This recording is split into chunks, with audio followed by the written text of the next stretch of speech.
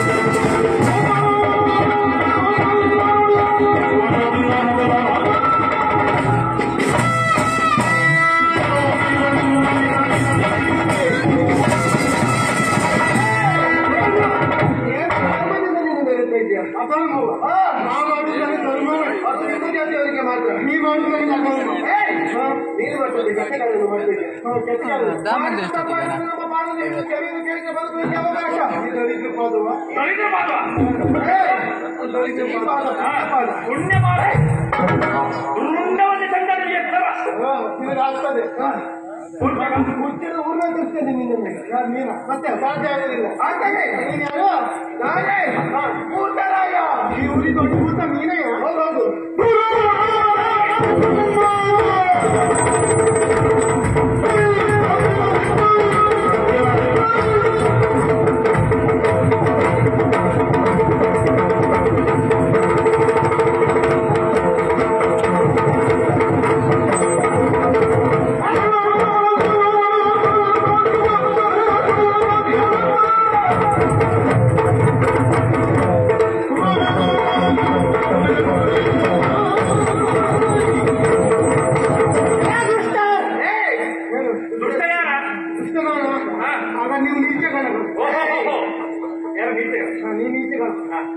ಮುಂದೆ ಒಪ್ಕೋತೀಯಾ?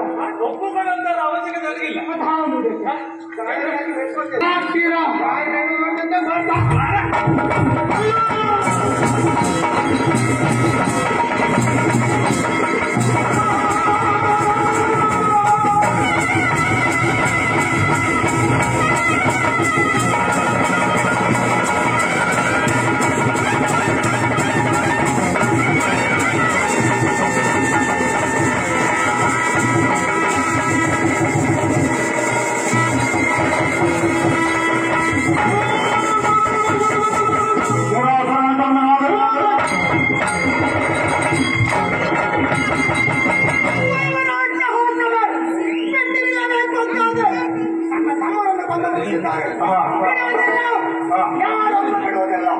ಲೋಕವನ್ನೇ ಕಾಯುವ ಶಕ್ತಿವಂತನು ಅವನನ್ನು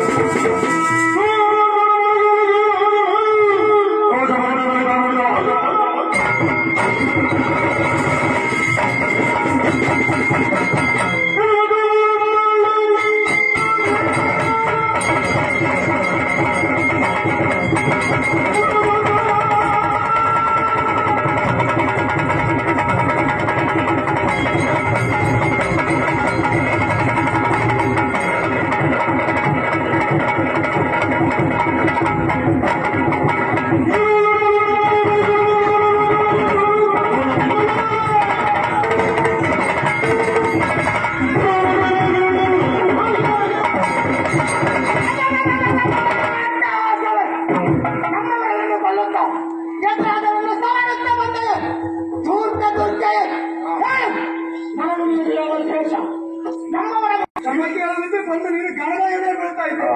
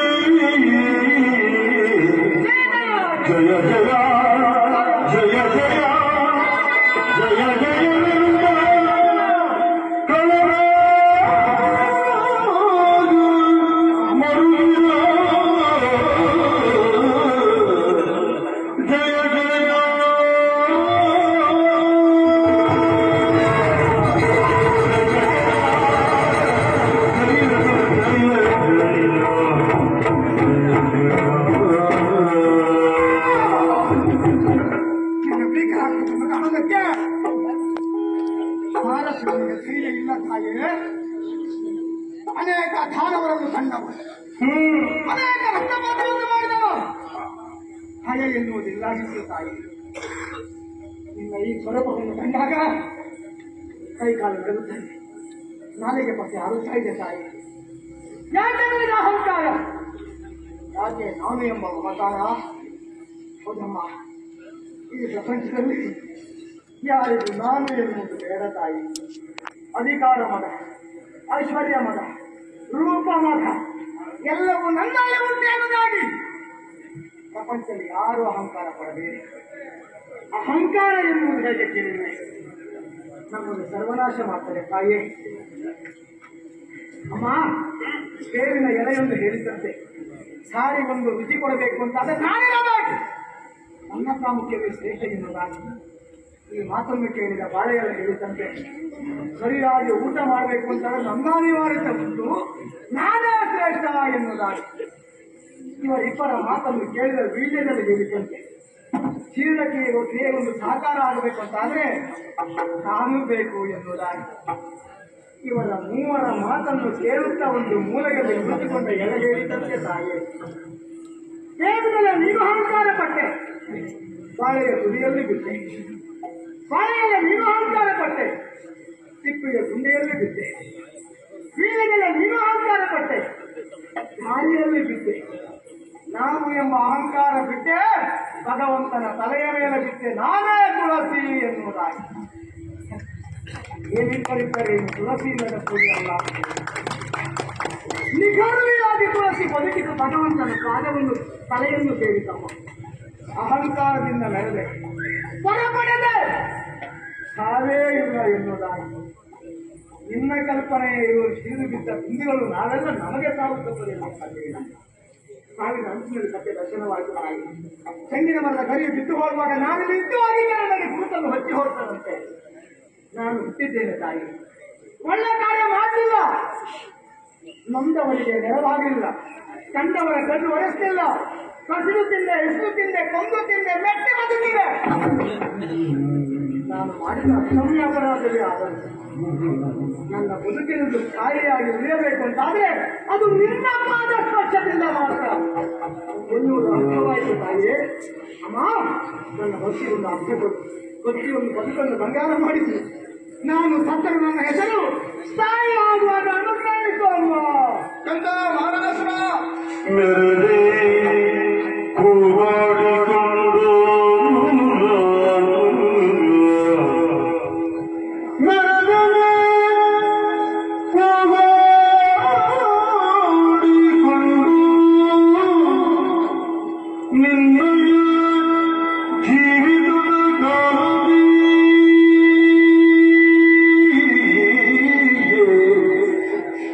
Ninguém